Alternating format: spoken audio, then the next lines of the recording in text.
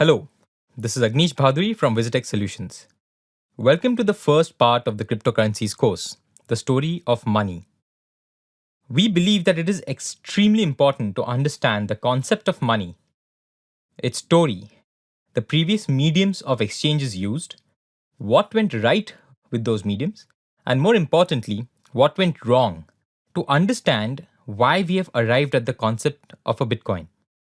We need to understand why people are calling the Bitcoin the most revolutionary method of payment ever created. And to understand this, let's go back several years. Let's start with 6000 BC, when people started using the barter system. Then we moved on to the coins around 650 BC. We started adopting the first forms of printed currency around 960 AD. The first form of a check came around 1717 AD. PayPal introduced the digital cash concept in around 1998, and finally, the concept of the Bitcoin was released in 2008. So let's start with the barter system. The barter system, in its inception, was pretty simple, and it was the first medium of exchange known to mankind. The system was logical. Every individual would produce that good or service that he or she specialized in and exchanged it for that good or service that he or she required.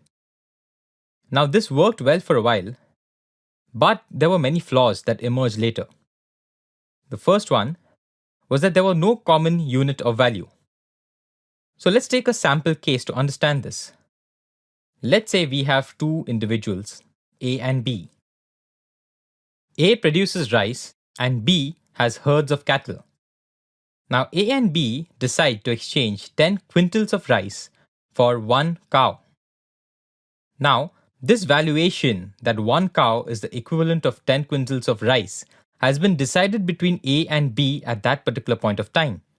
This may change tomorrow, and A's rice may not be valued as much with a third vendor. So suppose A now wants oranges, and A goes to C who produces oranges.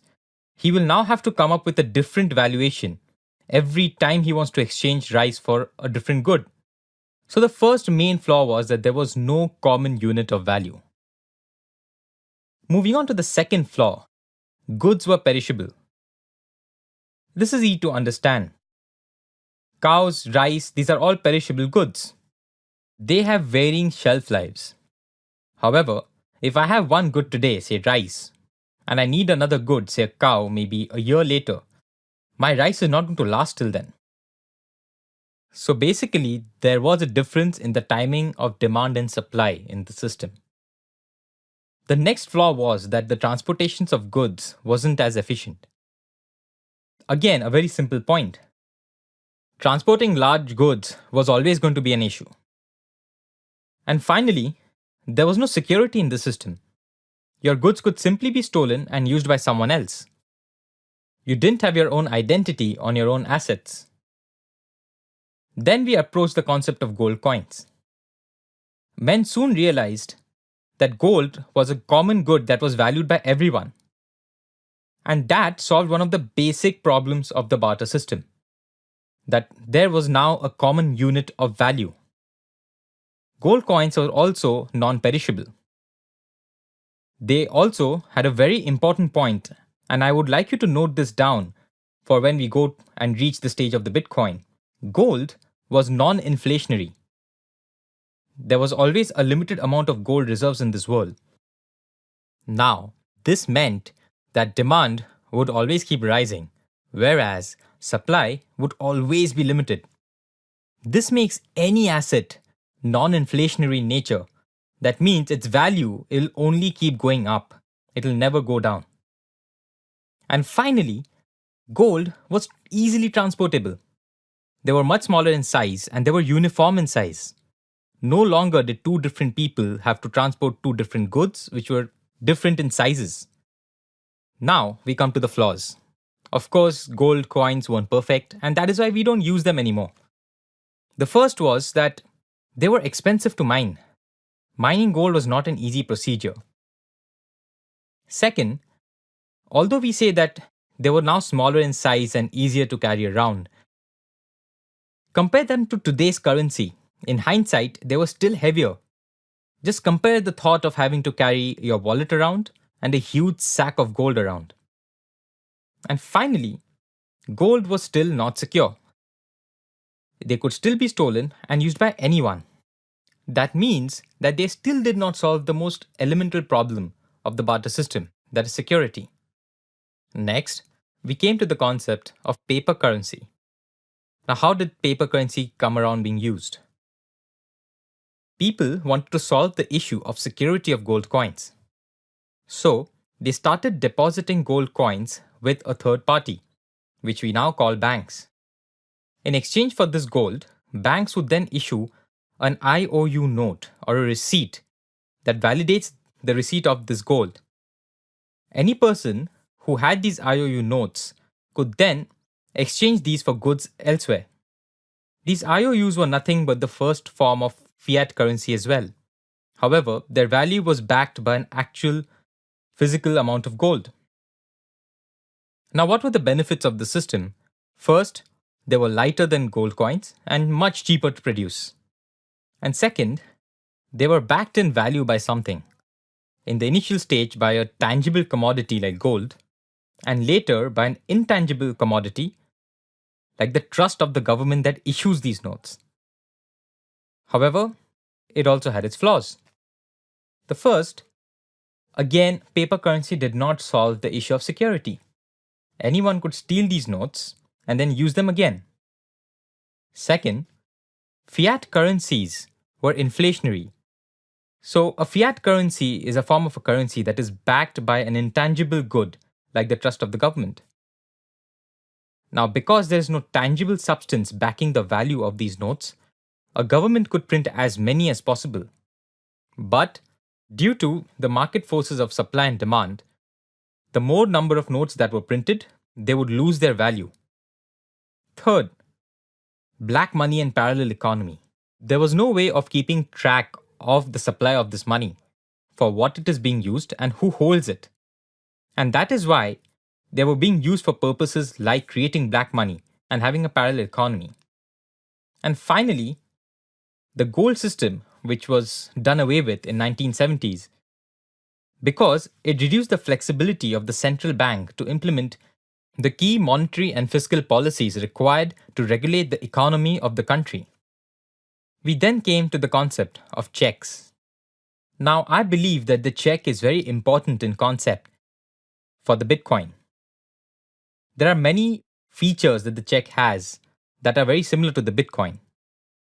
First, the check finally improved on the security of the mediums of exchange. It specified the sender identity, the receiver identity, the sender address, and the receiver address. And this point is vital to understanding the Bitcoin later on.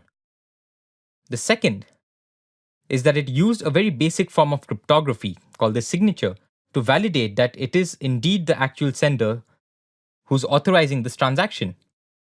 Again, a very important point from the perspective of the Bitcoin. And lastly, the user could change the amount. No longer did one piece of paper have to stand for only one unit, like the paper currency. However, the flaws associated with the system were that there was a form of check called the bearer check, and whoever bore that check could actually exchange it for the amount specified. This reduced the security aspect of the check. Second, the form of cryptography being used was too basic, the signature, and eventually they could be easily faked. And finally, the biggest flaw with the check system was the transaction verification time. The verification was done much later. We know the system. The sender gives the receiver the check. The receiver then goes to his own bank at a convenient date and deposits the check. Then the receiver's bank would connect with the clearance authority, which would then connect with the sender's bank, verify that the sender had the amount in his account, and then the transaction would go through. Now, the issue with the system was that at the time of the transaction, the receiver would have to give the sender the goods in exchange for the check. But he did not know whether the sender has that amount of money in his account to fulfill the transaction. We then moved to the system of e-wallets with the birth of PayPal. Now, e-wallets almost seem perfect because 1. There's no need of paper money. You don't have to carry a wallet around anymore. Second, with the current growth of the smartphone industry and the internet industry, and higher levels of cryptography being used, this level of security is much higher. In today's world, almost every phone comes with iris scanners and fingerprint sensors, and these can be used to validate transactions. These are far more superior ways of validating transactions than a signature. Third, they're fast, efficient, and convenient. Transaction verification happens in a couple of seconds, and this solves the biggest issue that the check system had.